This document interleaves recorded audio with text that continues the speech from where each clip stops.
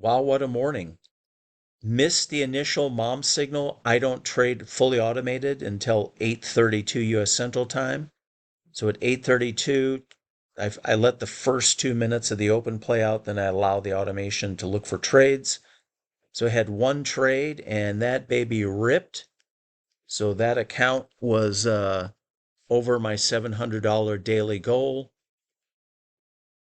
So that was one and done. One of my master accounts that talks out trade activity to a range of additional accounts with different prop firms. And then that one, I had it set at 800 even. So somewhere in here, it blipped out at 800 even. That one, that's the account I play just pretty much a little bit more conservative. This one, I let it run, run, run, and I manually exited the trade. That thing just kept running and running and running. So anyhow, one and done. We did have two choppy days in a row where I did take two partial losing days. And I went back and looked. I haven't had two partial losing days till like I think it was in March. Running the no, not March, May. I had two partial losing days once in May, where the market just opened choppy, stayed choppy, and I just like, okay, nothing's going on here.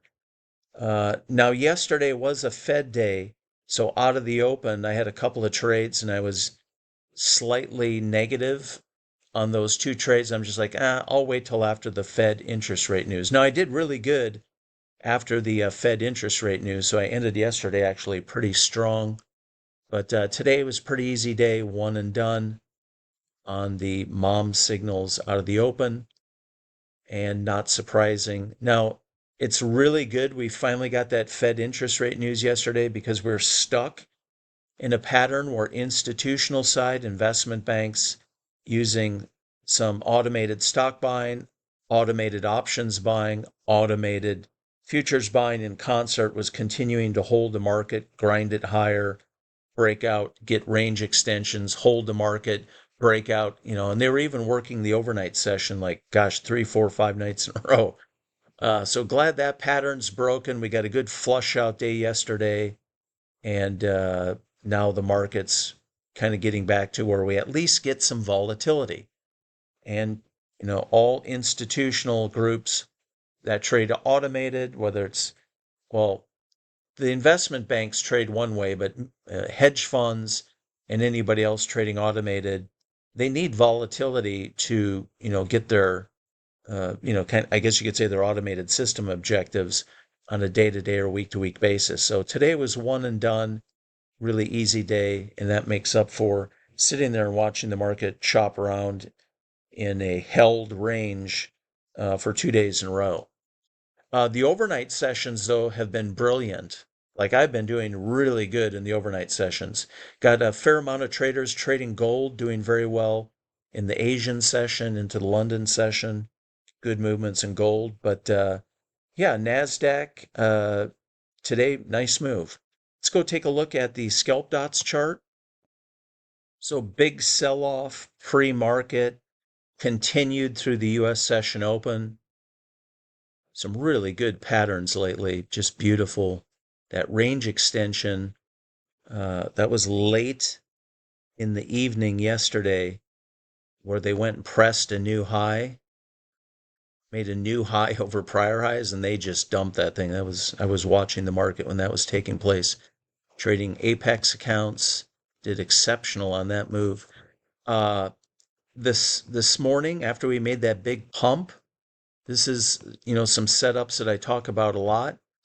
We have the market in an obvious downtrend from new highs, leading up to the Fed news, then more new highs in the evening. And since then, it's been pretty much all down. But big pre-market move, a little pause through the US session open. That extended almost like a flush out move. And then we did get scalp dots when we're outside of the bands and it ripped. What I did like though, there was a beautiful M pattern right here, and that scalp dot. So anytime I say when the bands are down and you're above the mid band, you can look for trend continuation type, quick scalps, lift, rotation down, quick scalps, lift, rotation down, quick scalps. Here's another one. This one price at the entry point would be below midband. That would disqualify it. Same here. But another one, lift, you're still above the midband. Rotation lower, lift. So you're scalping in alignment with a prevailing trend. And our super bands, that is the 7th generation of bands that I built since 2008, completely new computational style. And it's actually a dual mode set of bands. So if we go into the indicators, we have two modes. You have the standard mode and you have a static mode, so you can use the bands two different ways. A lot of our own group doesn't even know that. That was added in an update a couple months back.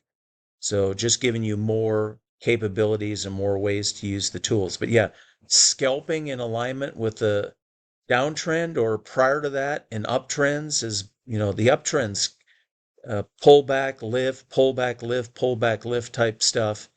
And sorry, I don't have a lot of days to load on this chart, but anyhow, that's been a heck of a game scalping to the long side on pullbacks until we finally get the Fed news to bring some volatility back into these markets.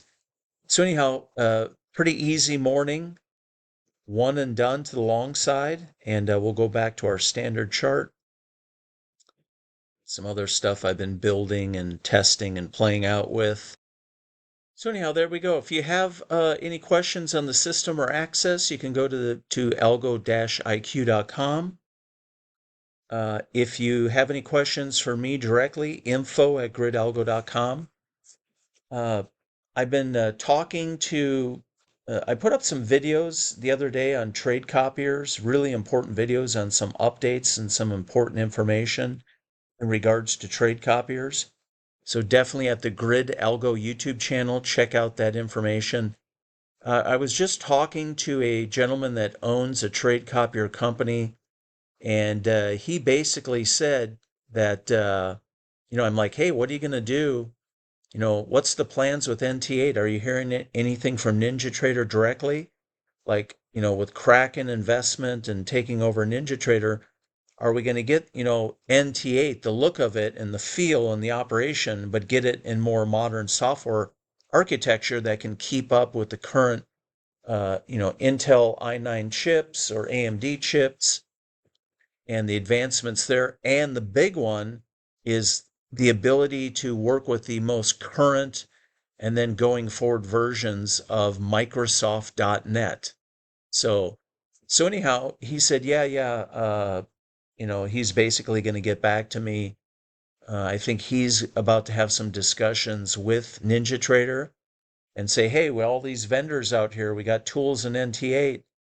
Are you going to give us an NT9 where we have what we have now that we love, but, on a more modern software architecture and get away from this really aged NT8 platform that can't even handle hyper-threading chip technology, let alone current versions of Microsoft.net. So big discussions are going on between vendors that have a lot invested in NT8, hoping that they'll get some commitment that maybe by summer of 2026, they'll roll out a, platform that you can actually download on your computer and run it like we do with NT8. Because right now, NT8 is the bomb for running automated for, trading your prop accounts. I will say, though, Kickblaze, fortunately, they're working on their own very high-end trade copier. You can currently use the ETP trade copier with Kickblaze, but if I don't hear something from NT8, or I should say NinjaTrader for the long-term plan, like what are we going to do in 2026? My plans is to gravitate everything over to Tickblaze, at least for my automated trading. And then if NT8 rolls out, or if NinjaTrader rolls out a newer version, just give us what we have here. Everybody knows how to use it. Don't change a lot. Just leave it alone. Just put it on all new software architecture. So the order routing communication side can be cleaned up, and the speed, taking advantage of the processor speed, and the advancements in Windows 11, Microsoft.NET, Microsoft DirectX, and so on. because I got to tell you, I hate web browser based platforms. I don't like Tradeovate platform. I hate Project X. I don't really like TradingView. Anything that runs web browser based is not really the place to be for trading automated. If you want to trade on automated reliably, you really need to do it on a platform that's downloaded and operating on your, server, your PC, your laptop, or so on. That's the way to go. That's always where I've seen the most reliability. And I've been using Joel, who runs Affordable Indicators. I love his trade copier, where I copy out to a wide range of Apex 300K accounts. And the thing just works fantastic. It's not perfect.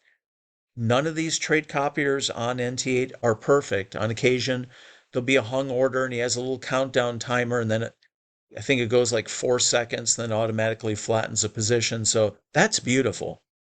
So I can just let stuff run on a master account, and then through the trade copier talk out to Apex funded accounts, or trade day funded accounts, or Lucid accounts, or other TPT accounts, and so on. So anyhow, if you have any questions though on any of that, just contact me at info@gridalgo.com. You guys have a fantastic trade day, and I think we're back to some good, some expansion of volatility, and it should, I would think, continue not only this week, but into next week. Have a great day.